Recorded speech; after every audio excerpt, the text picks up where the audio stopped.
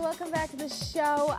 It's time to talk to a good friend of ours about a new book he just put out. Absolutely. It's called Who Killed Mom, and it's just memories of his family. And I think probably after reading it, everybody does the same thing to him that we have done, which is talk about our families right away. How are you, Steve Burgess? Nice to be here. Nice to see you, man.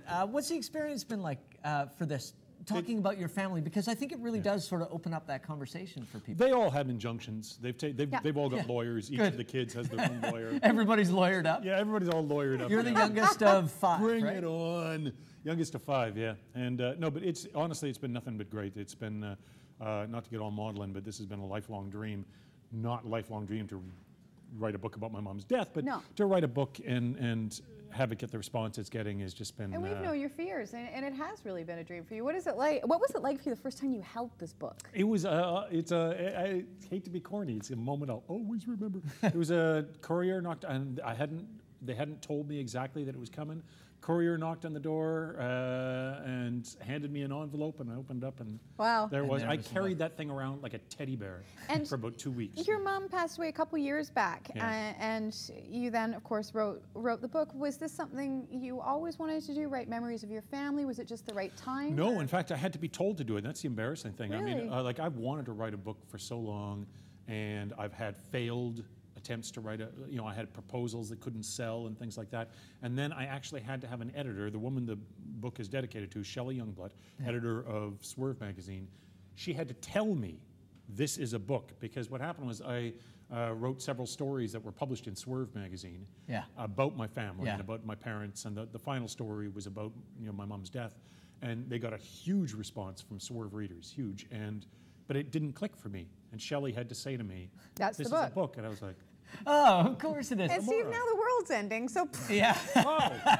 Good timing, Steve Burgess. Certain reruns of this show will air after the world ends. Yeah, it will never be seen. People will be partying too hard.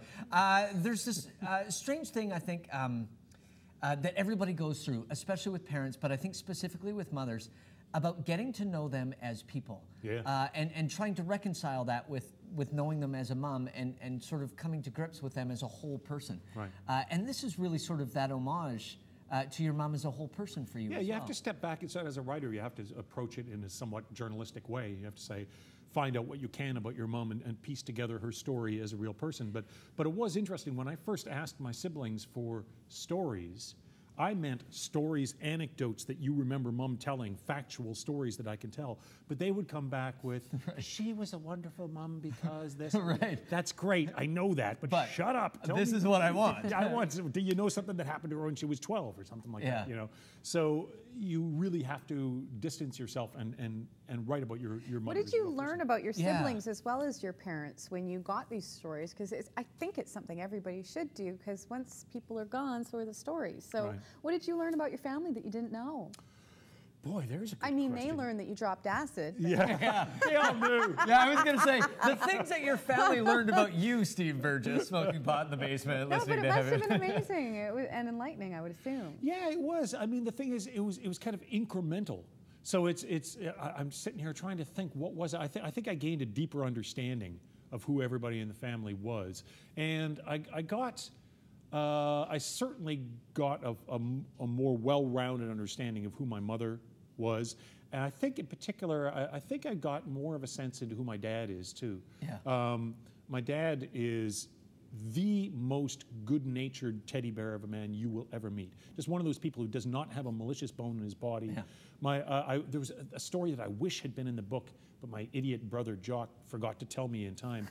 But my brother once saw my dad going into a grocery store and followed him, and said that he was either singing or talking to strangers every moment he was in that store. What do you think of this cereal? They'd be like, what? And then after they, fled from him, he'd go back to singing. Where you talk about, and I think once again, every child sort of reconciles this, that your mom and your dad were such completely different people. Oh, wow. I mean, oil and water, and every kid looks at their parents and sort of has that.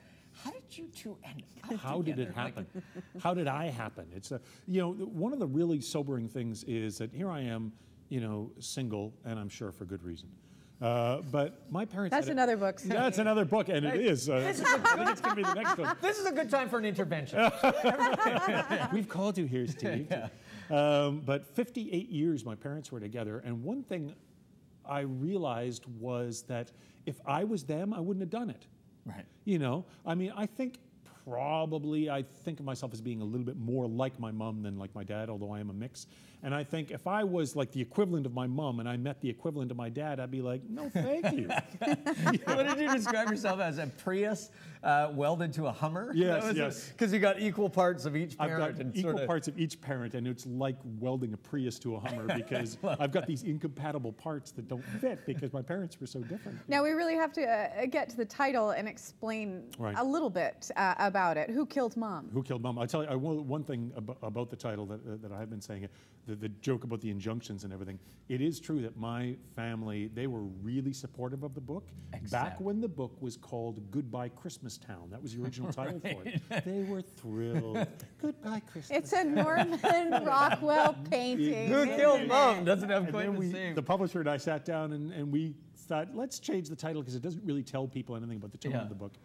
And Who Killed Mom was one of the chapter titles, and I said, oh, well, that was actually my original title for the book. I just never suggested it. And they loved it. And they loved it. And then the family support just went like...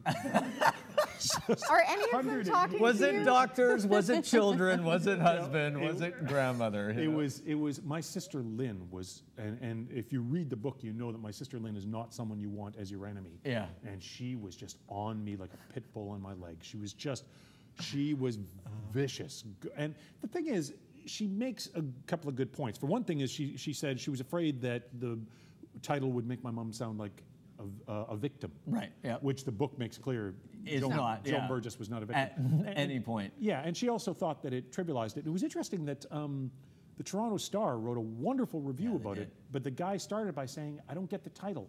Because the title set me up for a book that was more of a sort of a yuck fest. Yeah. And the book, he loved the book, but he said it's not necessarily. It's funny, a yuck but fest. it's so heartfelt, you know, and I think that's what every families parent are funny would things. Love. Yeah, it's beautiful, Steve. Yeah, well, thank you very much. I appreciate it. And congrats on doing the book finally. Okay. Here it is. The world ends tomorrow. Pick it up today. Yes, hurry. You can go to Steve's website or you can follow him on Twitter. We're going to take a quick break, and when we return, we're going to tell you how you can be the next star on YTV. Don't go away.